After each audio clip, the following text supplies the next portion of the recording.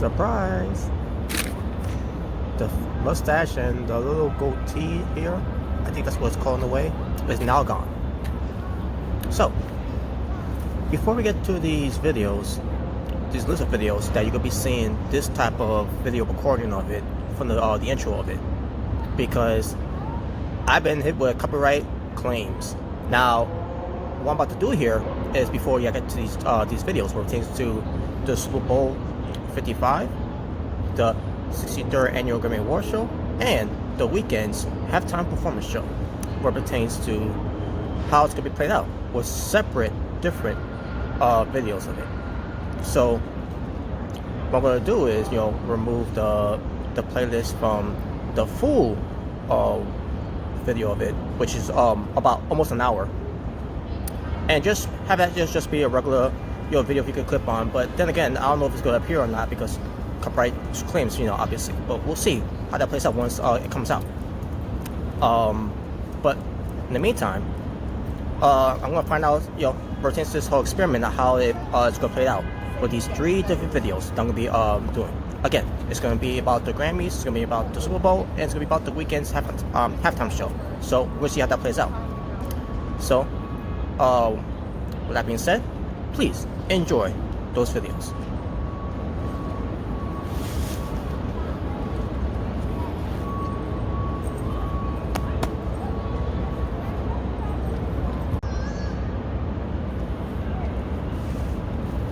Here are my short review where it pertains to the Super Bowl 55, where it pertains to the Bucks versus the Chiefs. And now let's get to the Super Bowl 55 from February 7th, 2021. First off, by talking about the national anthem that was performed by Jasmine Sullivan and Eric Church, where it pertains to the ASL performer who is deaf. Well, in a way, he is deaf, but also a deaf writer, a deaf rapper, and a deaf performer, Warner Snipe. And I thought he was, a big influence, big star, focal point of it, where it pertains to Jasmine Sullivan and Eric Church singing the national anthem, which they did their parts too. They did a great job, and they nailed it right out the park where it pertains to singing the national anthem. By the way, the Super Bowl 55 was at Raymond James Stadium in Tampa Bay, Florida. Excuse me. Or I should say Tampa. But anyways, with the attendance of 24,835 in attendance, that's the best takeoffs it had to do because, pandemic. This is the first time the Super Bowl has to endure the pandemic because of COVID-19. So they did the COVID-19 protocols, for safety. They had also sound effects too, where it tends to the crowds noise and all that, fighting chants and everything over, that whole thing. But nevertheless, that's what happened. Now, as far as the game itself, from the first 2 quarters, the first quarter, the second quarter. Yes, let's get to the teams, by the way. I forgot to mention the teams. It just shows how much I care about the Super Bowl this year. But it was the Kansas City Chiefs versus the Tampa Bay Buccaneers. So, Kansas City with 3, and the Tampa Bay with 7. I'm talking about the first quarter. The second quarter, the Kansas City with 3, and Tampa Bay with 4. Returns to the scoreboard. And now let's get to on with the rest of the game. The other half of the Super Bowl. So Kansas City with 3 and Tampa Bay with 10 returns to the third quarter.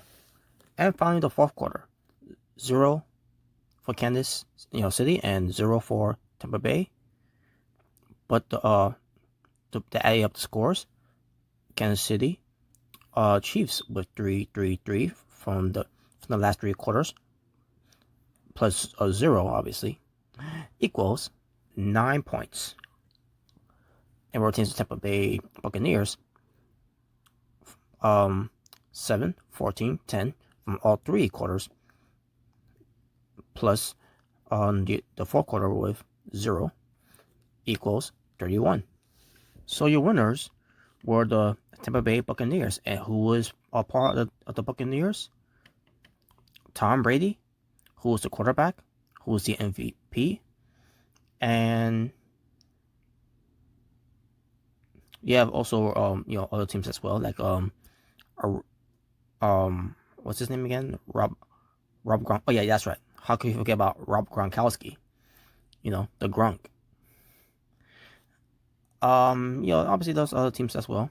That was part of the Buccaneers. But I'm not gonna get into that because that just shows you how much I care about the Super Bowl this year. I didn't care about either teams, and I especially didn't care about Tom Brady winning another Super Bowl, which good for him though. This time he didn't win the Super Bowl with the cheaters known as the New England Patriots. Just saying. So that's my thoughts about the Super Bowl. Didn't really care about the Super Bowl, but that's not here or there. I digress. But that's my thoughts about the Super Bowl. The only thing I care about the Super Bowl.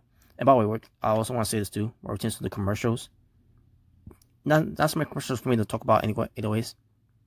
Some of it I missed and everything because, to be honest with you, I didn't care about the Super Bowl at all, period. All I care about was one person only working to the Super Bowl, and that was the halftime show featuring The Weeknd. And to me, that was the best thing of the weekend of Super Bowl during that time was The Weeknd of his halftime show. That's the only thing that I care about. That's the best thing that happened on there. The rest of it was not doing it for me, because again, if it was a team that I care for, I would care for it. But because I don't care about either teams, especially I don't care for Tom Brady. So there you go. And that was your review, in a short way, of the reviews of how I felt and care about the Super Bowl 55 game between the Bucks versus the Chiefs, where it pertains to the Bucks winning, Tom Brady winning another one, which, whatever.